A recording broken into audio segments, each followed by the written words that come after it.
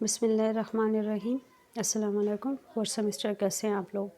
हाँ जी, हमने पढ़ना है आज characteristic of an NPN transistor in common emitter configuration. Figure में देखें आपको जो जिस तरह से ट्रांजिस्टर जुड़ा है इसमें एमिटर जो है वो इनपुट और आउटपुट दोनों के लिए कॉमन है और नीचे ग्राउंड किया गया है, तो इसको हम कहेंगे ये कॉमन एमिटर कॉन्फ़िगरेशन है।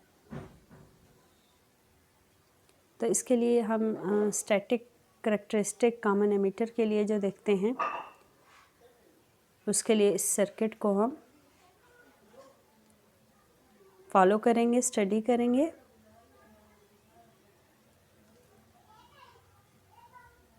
अच्छा, एमिटर जो है वो भी हमने कनेक्ट किया है इसके अंदर, जो कि करंट डिफ्लेक्शन की सूरत में शो करेगा। एमिटर भी, या फिर आप कह सकते हैं कि हमने यहाँ पे मिली एमिटर यूज़ किया है बेस करंट के लिए, क्योंकि बेस करंट बहुत थोड़ा होता है तो उसके लिए मिली एमिटर यूज़ कर रहे हैं हम।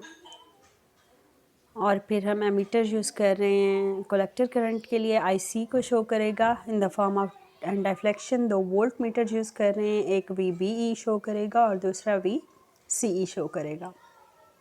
एमिटर दोनों में कॉमन है, तो एमिटर बेस करंट और दूसरा जो है वो होगा कलेक्टर एमिटर करंट। 2 रियोस्टेट्स भी यूज़ कर रहे हैं, RH1 RH2 सप्लाई और वेरिएबल वोल्टेजेस के लिए, बेस और कलेक्टर के लिए।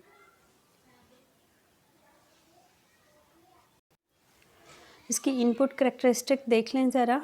ये एक ग्राफ है, शो किया गया है फिगर 2.13 में।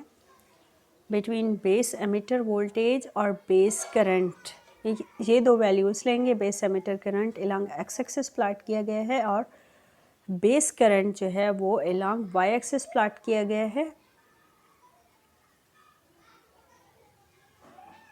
और कलेक्टर एमिटर करंट VCE जो है इसकी वैल्यू हमने कांस्टेंट रखनी है।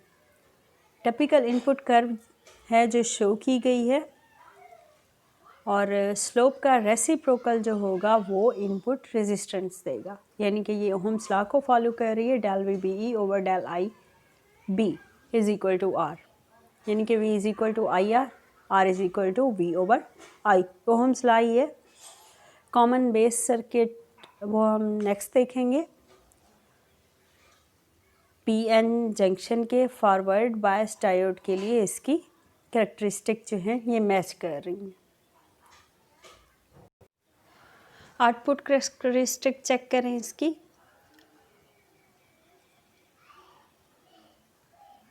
ये कलेक्टर करंट IC और एमिटर वोल्टेज जो है कलेक्टर एमिटर वोल्टेज VCE के दरमियान है। IC हमने अलॉन्ग वाई एक्सिस प्लॉट किया है और वोल्टेज जो है अलॉन्ग एक्सिस प्लॉट किया है। तो VCE जैसे ही 0 से इंक्रीज़ करता है, IC भी इंक्रीज़ करता जाता है रैपिडली, सैचुरेशन लेवल तक पहुंच जाता है जब हमारे पास IB की फिक्स्ड वैल्यू होती है।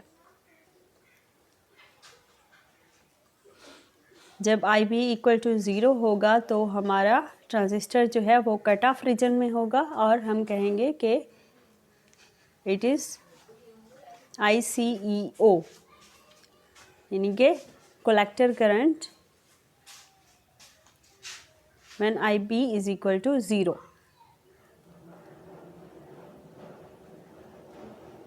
तो हम उस सूरत में कहेंगे कि हमारा ट्रांजिस्टर जो है वो कट ऑफ हो गया है। अच्छा, जब हम कहते हैं कि हमारा कलेक्टर एमिटर वोल्टेज जो है एक सर्टेन लिमिट से बियॉन्ड हो जाता है, तो कलेक्टर बेस जंक्शन जो होता है वो कम्प्लीटली ब्रेक डाउन हो जाता है। हम कहते हैं कि हमारा स्ट्रक्चर ही ब्रेक डाउन हो गया है हमारे ट्रांजिस्टर का। तो उस सूरत में वोल्टेज जो है करंट जो है वो शूट अप हो जाता है, और शूट ऑफ करंट वैल्यू कहते हैं इसको, और हम कहते हैं कि ये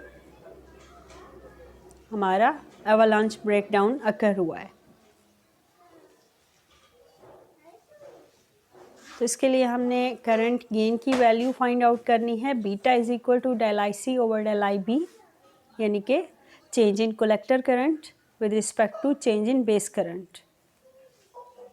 और इस स्लोप का रेसिप्रोकल, इस ग्राफ की जो स्लोप है इसका अगर रेसिप्रोकल लें हम तो वो हमें आउटपुट रेजिस्टेंस देगा R out is equal to del V C E over del I सी।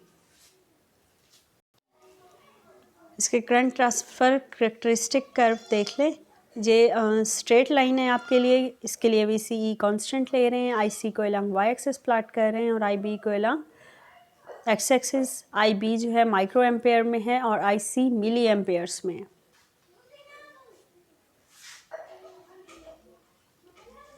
तो ये वही हमारे पास स्लोप गेन होगा beta is equal to del I C over del I B.